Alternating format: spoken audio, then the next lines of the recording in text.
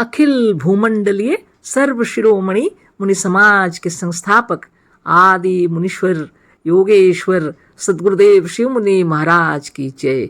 उपस्थित मुनि वृंद, साधु सज्जन वृंद, संत वृंद, साधक वृंद, आध्यात्म ज्ञान के जिज्ञासु और प्रेमियों, सभी श्रोता वृंद, आप सभी को मेरा कोटिशः नमन, सप्रेम जय जीव। तो आध्यात्मिक चर्चा चल रही है और हम लोग सद्गुरुदेव शिव मुनि महाराज रचित ग्रंथ यजुर्वेद सूक्ष्म पर चर्चा कर रहे हैं।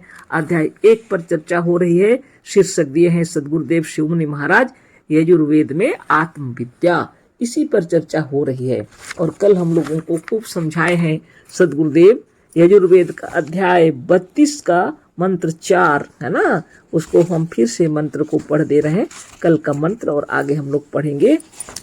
एसाह देव प्रदिशो अनु सर्वाः पूर्व जात सौ गर्भे अंतः सह एव जात स जनिष्यमाण प्रत्यंग जनास्तिष्ठति सर्वतोमुख। इसको दिए हैं गुरुदेव यजुर्वेद अध्याय 32 मंत्र 4। और इसी को खूब समझाया और उन्होंने हम लोग को समझाया कि जो कुछ भी है सब दिशाओं के पीछे लिखा हुआ है ना। लेकिन इसके आगे अभी हम लोग पढ़ते हैं, गुरुदेव बताए कि सब दिशाओं के पीछे आप ही हैं, है ना। पर गुरुदेव के अनुसार आगे हम लोग पढ़ते हैं। तो अनु का अर्थ उन्होंने बताया कि अनु का मतलब तो पीछे होता है ना। दोबारा वहां से पढ़ते हैं। इसी तरह से अनुकरण, अनुताप, अनुचिंतन और अनुभव आदि शब्दों में भी यही अनु का अर्थ पीछे है और यही अर्थ है जो हमने किया है। इस मंत्र का अर्थ करते हुए कितने भाष्यकार तो पक्षपातवश इस मंत्र का अर्थ लगाते समय मंत्र के इस प्रधान शब्द अनु का अर्थ ही नहीं लगाया है, क्योंकि वो लोग चकित हो गए कैसे लिखेंगे, है ना। सब दिशाओं के पीछे हैं भगवान जी, वो समझ नहीं पा रहे क्या करें, है ना। उसका अर्थ ही नहीं लगाए गुरुदेव बोल रहे हैं। जो सबसे महत्वपूर्ण शब्द है अनु, प्रधान शब्द है इस मंत्र का, उसका अर्थ ही नहीं लगाया कुछ भाष्यकारों ने। गुरुदेव स्वयं लिखे आगे, बात यह है कि वेद के संहिता भाग के मंत्रों का उपयोग लोग कर्म कांड में, प्रार्थना में या उपासना में करते आते हैं। इन सब कर्मों में प्रार्थी के आगे देवता या ईश्वर होता है, पीछे होता है प्रार्थी। प्रार्थी स्वयं ईश्वर की या किसी देवता की मूर्ति को पीछे करके या पीछे मान के नहीं करता। सबको मालूम है ना। बहुत बड़ी बात है ना। ये जितना संहिता भाग के जो मंत्र है इसका उपयोग लोग क्या करते हैं, कर्मकांड में या तो प्रार्थना उपासना में इसका प्रयोग करते हैं। अब क्या करें, इन सब कर्मों में क्या होता है ना, प्रार्थी जो होते हैं देवता या ईश्वर को आगे रखते हैं, हाँ, और प्रार्थी उसके सामने बैठे होते हैं, हाँ। पीछे कौन रखेगा, प्रार्थी स्वयं ईश्वर की या किसी देवता की मूर्ति को पीछे करके या पीछे मान के नहीं करता। तो कैसे अनु का अर्थ लिखेंगे लोग, मुश्किल में पड़ गए ना। भक्तों ने अनु का अर्थ करना जानबूझकर छोड़ दिया। ईसाई, मुसलमान, शैव और बैकुंठवासी विष्णु को मानने वाले लोग ईश्वर को अपने से बहुत ऊपर 7वें आसमान पर, कहीं बहुत ऊंचे आसमान पर बैकुंठ अथवा ऊंचे कैलाश पर मानते हैं या ऊपर शिवलोक में मानते हैं। मजहब के पक्षपाती भाष्यकारों ने या तो इसका अर्थ करना ही छोड़ गए या इस अनु का कुछ अल्लम गल्लम अर्थ करके इस मंत्र से अपना पीछा छुड़ाया है।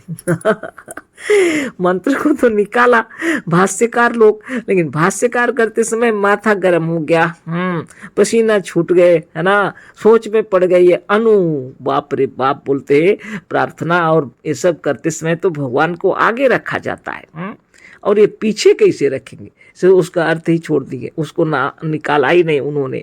और ऊपर से क्या हुआ है देखिए, मुसलमान हो, ईसाई हो और क्या है, शैव हो या बैकुंठवासी विष्णु भगवान को या ये लोग सभी ईश्वर को, कोई तो 7वें आसमान के ऊपर मान रहा है, बहुत ऊंचा, वहां तक किसकी पहुंच होगी।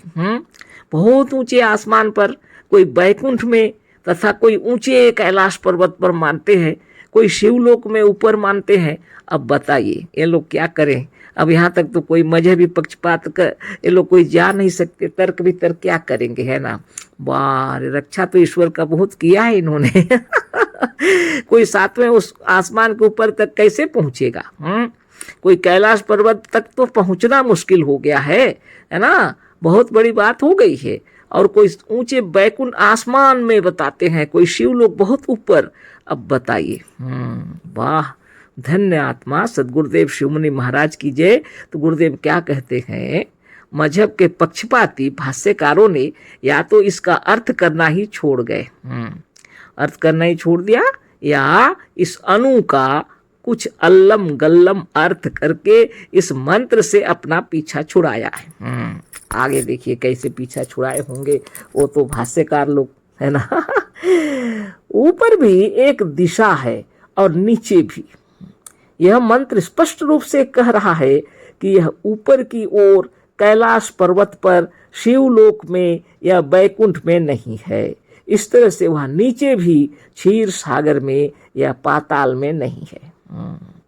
अब तो भाष्यकार लोग का तो हालत पंचर हो गया, क्योंकि इसमें लिखा है ऊपर अगर कहें तो बहुत ऊपर भी अगर जाएंगे तो कैलाश पर्वत या शिवलोक वहां भी नहीं है। अब बताइए, शिवलोक में या बैकुंठ लोक जो बहुत ऊपर है या कैलाश पर्वत, इस सब में कहीं पर भी ईश्वर नहीं है, ऊपर में वो नहीं है। मंत्र कह रहा है। अगर नीचे कह रहे हैं तो क्षीर सागर या पाताल में भी ईश्वर नहीं है, क्योंकि मंत्र कह रहा है वह सभी दिशाओं के पीछे है, आगे तो नहीं है। अब ऐसे कैसे हो सकता है। वेद का यह मंत्र कह रहा है कि वह ना ऊपर है ना नीचे, बल्कि इन सब दिशाओं के पीछे है। यह कौन सा स्थान हुआ, यह वही स्थान है जहां हम बैठे हैं, जहां हम, हमारा आप या इस मंत्र को पढ़ने वाले का अपना स्वयं है। धन्य धन्य सदगुरुदेव शिवमुनि महाराज की जय। गुरुदेव ने मंत्र का अर्थ इतना सुंदर बताया। अनु का मतलब सब दिशाओं के पीछे। लोग समझ नहीं पाए, है ना। ऊपर भी देखते हैं अगर तो सातवें आसमान के ऊपर भी हो या शिवलोक में हो, वैकुंठ लोक में हो, तो भी वो तो ऊपर की ओर मंत्र नहीं बता रहा, क्योंकि वहां नहीं है, ईश्वर वहां नहीं रहते ऊपर में। नीचे अगर बता रहे हैं तो क्षीर सागर, पाताल लोक, यहाँ भी नहीं बता रहा है मंत्र, क्योंकि वह मंत्र बता रहा है वह नीचे भी नहीं है। 10 दिशाओं के पीछे बताया गया है, चाहे वह ऊपर नीचे अगल बगल जहीं कुछ हो, यानी पूरब पश्चिम उत्तर दक्षिण चारों कोने ऊपर नीचे सबको मिला के 10 दिशाएं बतलाई जाती हैं। इन 10 दिशाओं में सब के पीछे गुरुदेव लिखे है ना। मंत्र कह रहा है 10 दिशाओं के पीछे, सब दिशाओं के पीछे रहते हैं। वह कौन सा स्थान है। सदगुरुदेव शिवमुनि महाराज की जय। उन्होंने बताया वह वही स्थान है जहाँ हम बैठे हैं, यानी जहाँ आपका अपना हम बैठा हुआ है। आप इस मंत्र को पढ़ने वाले का अपना स्वयं है जहाँ पर, वहीं पर वह दिशाओं के, सब दिशाओं के पीछे यदि कोई है तो वह आप हैं। इतना सुंदर कौन समझाएंगे। आगे फिर लिखे हैं गुरुदेव, कलकत्ता पूर्व है। इसका मतलब यह है कि इस दिशा को बतलाने वाला या कहने वाला जहां है वहीं से कलकत्ता पूर्व की ओर है। ऐसा ना माना जाए तो ही कलकत्ता चटगांव रंगून से पश्चिम है। एक भारतीय मुसलमान के अनुसार खुदा का घर या काबा पश्चिम है। गोरखपुर के हिंदुओं के लिए भी भगवान कृष्ण का स्थान द्वारिका, मथुरा या गोकुल पश्चिम है। अब लीजिए, बड़ी बड़ी बातें हो गई। कलकत्ता पूर्व है, इसका मतलब यह है कि इस दिशा को बतलाने वाला या कहने वाला जहां है वहीं से कलकत्ता पूर्व की ओर है, ऐसा माना जा रहा है या बतला रहा है। अगर ऐसा ना मानेंगे आप कि वह खड़ा होकर नहीं बोल रहा, तब तो गड़बड़ आ जाएगा। सदगुरुदेव कह रहे हैं यही कलकत्ता चटगांव रंगून से पश्चिम हो जाएगा, है ना। जब कलकत्ता पूर्व की गोरखपुर से पूर्व बताएंगे या नहीं, कलकत्ता पूर्व, इसका मतलब यह है कि इस दिशा को बतलाने वाला जहां खड़ा है वहां से कलकत्ता को पूर्व बता रहा है। ऐसा ना माना जाए तो यही कलकत्ता, चटगांव, रंगून से पश्चिम हो जाएगा। एक भारतीय मुसलमान के अनुसार खुदा का घर या काबा पश्चिम है। भारत के रहने वाले मुसलमान लोग क्या कहते हैं? खुदा का घर या काबा है पश्चिम में। और गोरखपुर के, है ना, गोरखपुर के हिंदुओं के लिए भी भगवान कृष्ण का स्थान द्वारिका, मथुरा या गोकुल पश्चिम है। अब बताइए, हिंदू लोग का भी भगवान जो कृष्ण का द्वारिका का जो स्थान है वो भी पश्चिम है। गोरखपुर के जो हिंदू लोग हैं वो लोग का घर, भगवान का घर अगर बोलेंगे द्वारिका और गोकुल तो पश्चिम पड़ेगा। पर यह मंत्र कह रहा है कि ईश्वर किसी दिशा की ओर सामने नहीं है। लेकिन यह मंत्र कह रहा है कि भगवान जो है किसी दिशा की ओर सामने नहीं है।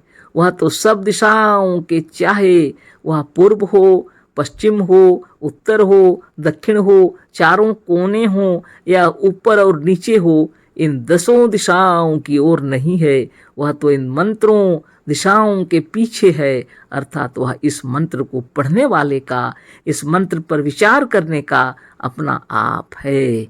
यही अपना निज है। अब लीजिए, गुरुदेव तो इतनी बड़ी बात बोल दिए। कोई पूजा कर रहे हैं तो पूरब की ओर मुंह करके, है ना, कोई नमाज पढ़ रहे हैं तो पश्चिम की ओर, हमारे भारत वाले मुसलमान भाई लोग पश्चिम की ओर करके पूजा करते हैं। गुरुदेव कह रहे हैं गोरखपुर में भी कुछ हिंदू लोग हैं जिनका अगर घर है कृष्ण भगवान का तो द्वारिका, मथुरा पश्चिम पड़ता है। लेकिन यह मंत्र क्या कह रहा है? यह मंत्र ना पूरब है, ना पश्चिम है, ना उत्तर है, ना दक्षिण है, ना चारों कोनों में है, ना ऊपर है, ना नीचे है। यह मंत्र तो कह रहा है कि वह मंत्रों के दिशाओं के पीछे है। आगे तो है ही नहीं, तो आगे क्या मुंह करना हम लोग को? हाँ, आगे मुंह करके क्या मिलेंगे? खुदा भी नहीं मिलेंगे और कृष्ण और भगवान द्वारिका ये सब कुछ नहीं मिलेगा, है ना। मगर गलती इस मंत्र में इतना साफ लिखा है, इस मंत्र को हम लोगों ने पढ़ा ही नहीं। कहाँ से पढ़ते? सदगुरु अगर आए नहीं होते तो इस सब को कौन देखता? ये तो पूजा पाठ का चीज है, सोच के कोई ध्यान नहीं देते हैं। लेकिन समझते नहीं कि वह असली पूजा करने के लिए लिखा गया है। 10 दिशाओं के पीछे आप स्वयं विराजमान है। गुरुदेव बोल रहे हैं तो क्या पश्चिम और क्या पूरब, क्या कुछ बेकार की बातें हैं। सीधे ध्यानस्थ हो जाइए, आंखें बंद करके अपने भीतर में, है ना, 10 दिशाओं के पीछे आप खड़े हैं, है ना।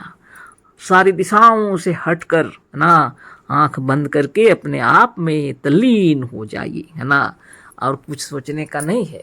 नमाज पढ़ रहे हैं पश्चिम की ओर मुंह करके हमारे भारत के भी मुसलमान भाई, और हमारे हिंदू लोग पूरब की ओर मुंह करते हैं, भगवान जी पूरब में है बोल के। ये ना पूरब है ना पश्चिम, उत्तर है ना दक्षिण, ना चारों कोनों में कहीं है, दिशाओं में कहीं भी नहीं। दिशाओं के पीछे वह कौन सी जगह है? वो स्वयं आप हैं, है ना। अब क्या करें? ध्यान लगा के चक्रभेदन कीजिए, आंखें बंद करके प्रणव का जाप कीजिए, ध्यान लगा के मंत्रों का उच्चारण कीजिए, क्योंकि स्वयं जिस देवता का वर्णन किया गया है वह तो आप ही हैं। तो आप क्यों अपने को भूल जाएंगे, है ना।